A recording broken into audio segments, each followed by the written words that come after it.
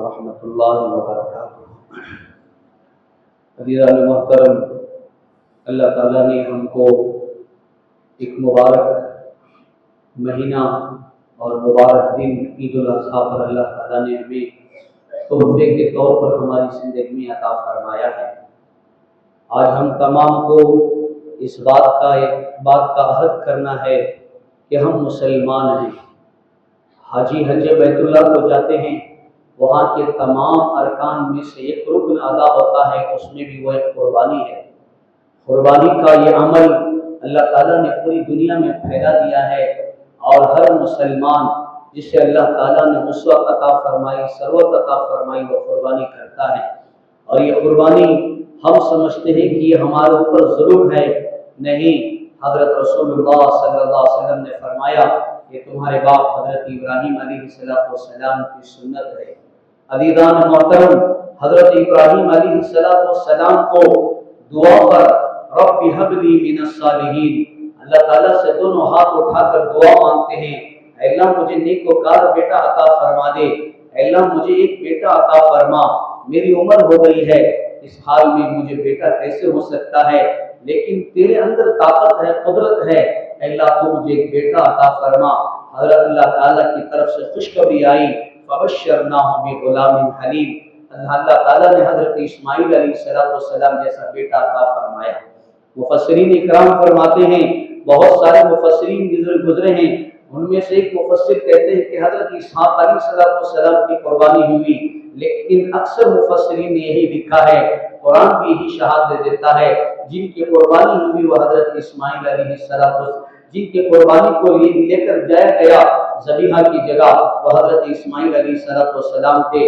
قربان کرنے کے لیے حضرت ابراہیم علیہ السلام تیار ہو گئے، لیکن قیامت تک یہ لیے سبق ہے کہ یہ حج کا یہ تمام یہ جو جتنے ارکان ہوتے ہیں، اس میں کتنی اتحاد ہوتی ہے اور اس کے اندر کتنی اجتماعیت ہوتی ہے۔ آپ ہیں کہ آپ اس مسلک پر بھی رہیں، لیکن کلمہ تو ایک ہی پڑھتے ہیں، لا الہ الا اللہ محمد رسول اللہ۔ اگر آپ نے یہ کلمے والے کے ساتھ دشمنی کی، یاد رکھو کہ وہ جو ہے وہ دشمنی آپ نے وہ کلمے والے کے ساتھ نہیں کی، بلکہ اسلام کے حضرت محمد رسول اللہ صلی اللہ علیہ وسلم کے ساتھ جو ہے اس نے دشمنی کی ہے۔ یہ دشمنیاں ختم کریں۔ یہ دشمنیاں کب ہوتی تھی؟ حضرت رسول اللہ صلی اللہ علیہ وسلم کے زمانے سے پہلے ہوتی تھی، اور یہ ضد، جہالت اور یہ ساری جو ہے اسلام مومن کو اسلام کی سیڑھی بھی چڑھنے نہیں دیتی۔ یہ ضد، یہ جہالت کو ہم کب ختم کریں گے؟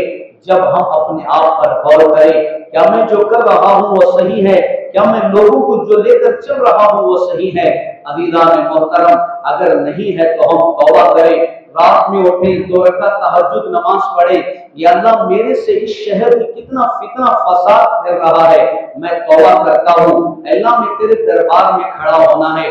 جس طریقے سے عرفات کے میدان میں نہ کوئی سنی تھا، نہ کوئی تبلیغی تھا، نہ کوئی اہل حدیث تھا، نہ کوئی مسلک کا یوں ہاتھ اٹھا کر یوں کہہ رہا تھا، بلکہ سب یہ کہہ رہے تھے، لبیک اللہم لبیک، لبیک اللہم لبیک، لبیک اللہم لبیک۔ عزیزان محترم، آج ہم جو ہے تفریق کرنا، ایک دوسرے کو جدا کرنا، الگ کرنا، یہ یاد رکھیں، کل قیامت کے دن سب کے سب اللہ کے دربار میں حاضر ہوں گے۔ اللہ کسی کو نہیں چھوڑیں گے، سب کو ان کے بارے میں سوال کریں گے، تو نے دنیا میں خیر پھیلایا یا شر پھیلایا؟ اگر خیر پھیلایا ہے تو اللہ تعالیٰ اس کے ساتھ اچھا معاملہ کریں گے، اگر شر اور فساد کا معاملہ کیا ہے تو اللہ تعالیٰ اس کے پکڑ کریں گے اور اللہ تعالیٰ اسے برابر سزا دیں گے۔ عزیزان محترم، یہ قربانیاں ہمیں یہی سکھاتی ہیں۔ ایک باپ بوڑھا ہو جانے کے بعد اللہ تعالیٰ سے دعا مانگتا ہے، اے اللہ مجھے بیٹا عطا فرما، مجھے اولاد عطا فرما۔ اللہ نے جو ہے 90 سال کی عمر میں بھی بیٹا عطا کر سکتا ہے، تو جو اللہ حضرت ابراہیم علیہ السلام کے زمانے میں تھا، جو اسماعیل علیہ السلام کے زمانے میں تھا، جو حضرت رسول اللہ صلی اللہ علیہ وسلم کے زمانے میں تھا، آج بھی وہی اللہ ہے، ہماری دعاؤں کو سن رہا ہے، ہمارے کارناموں کو دیکھ رہا ہے۔ اگر اچھا کارنامہ انجام دیں گے تو ہماری موت بھی ویسے ہی آئے گی۔ اگر موت ہماری اچھی ہونی ہے تو دنیا میں فسادات سے بچنے کی کوشش کریں، ایک دوسرے کو مسلمان کو ملا کر رکھنے کی کوشش کریں۔ یہ کلمہ اب جو ہے جدا نہیں ہے بلکہ ملا ہوا ہے۔ جو آپ پیدا ہوئے تو اس وقت بھی یہ کلمہ پڑھا گیا، آپ جب انتقال کرتے ہیں اس وقت بھی یہ کلمہ پڑھا جائے گا، اذانوں میں یہ کلمہ ہے، شہادت میں یہ کلمہ ہے، تکبیر میں یہ کلمہ ہے۔ عزیزان محترم، اس کلمے کو ہم الگ کرنے کی کوشش کرتے ہیں، لا الہ الا اللہ محمد الرسول اللہ، نہیں، یہ دونوں بات ایک ہی ہیں، لا الہ الا اللہ محمد الرسول اللہ۔ اللہ تعالیٰ نے اپنے محبوب کے نام کو اپنے نام کے ساتھ جوڑا ہے، یعنی اللہ وہ ہے جس کو ہم اقرار کرتے ہیں اللہ ایک ہے، محمد الرسول اللہ وہ ہیں جن کے ہم اتباع کرتے ہیں، جن کے ہم پیروی کرتے ہیں۔ عزیزان محترم، اگر ہمارے سے ہو سکے تو ہمارے اڑوس پڑوس میں تمام کو قربانی کا گوشت پہنچانے کی کوشش کریں۔ عزیز اور بزرگوں، کھائیں گے تو کتنا کھائیں گے، سال بھر اللہ کھلاتا ہے، لیکن پھر بھی وہ گوشت ہم جو ہے اپنے فریجوں میں بھر کر رکھتے ہیں۔ ایسا نہ کریں، جو اللہ گزشتہ بقرعید میں کھلایا آج بھی اس بقرعید میں بھی اللہ تعالیٰ زیادہ کھلا رہا ہے۔ اپنے گوشت کو زیادہ سے زیادہ تقسیم کرنے کی کوشش کریں، دوست ہو تو اسے بھی دیں، دشمن ہو تو اسے بھی دو، اسے بھی دے۔ اللہ تعالیٰ اس کی برکت سے تمہارے درمیان میں محبت پیدا کرتا ہے۔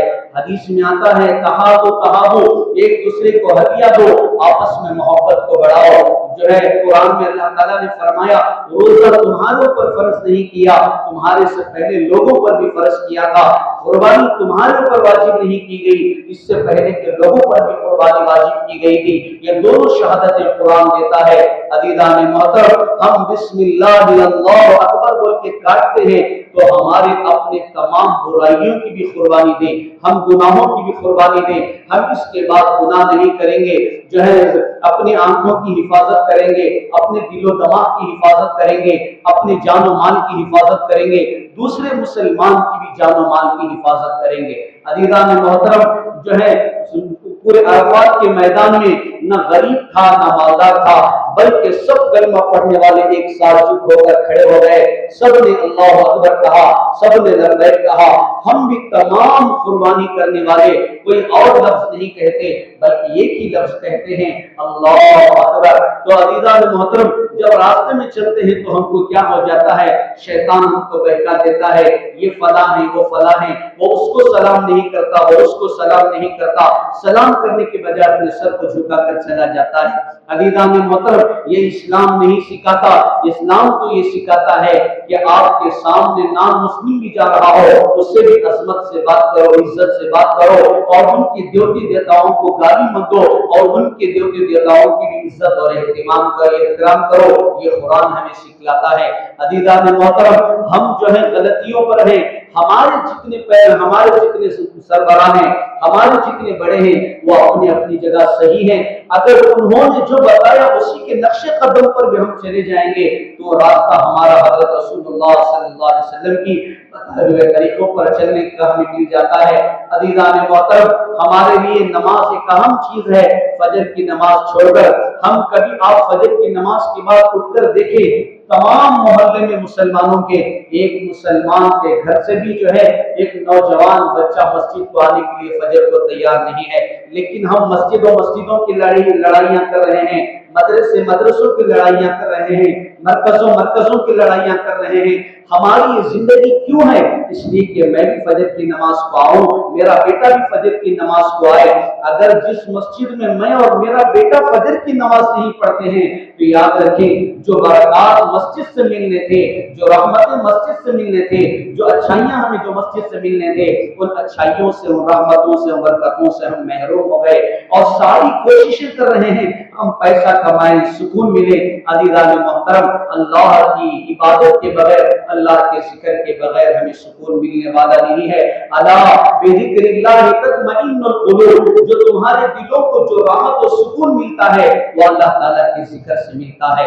اللہ تعالیٰ ہم تمام کی قربانیوں کو قبول فرمائے، ہماری عبادتوں کو قبول فرمائے۔ اللہ تعالیٰ ہم تمام کو اتحاد ہو کر، متحد ہو کر اور جو ہے زندگی گزارنے کی توفیق عطا فرمائے، ایک دوسرے مسلمان کا احترام کرنے کی توفیق عطا فرمائے۔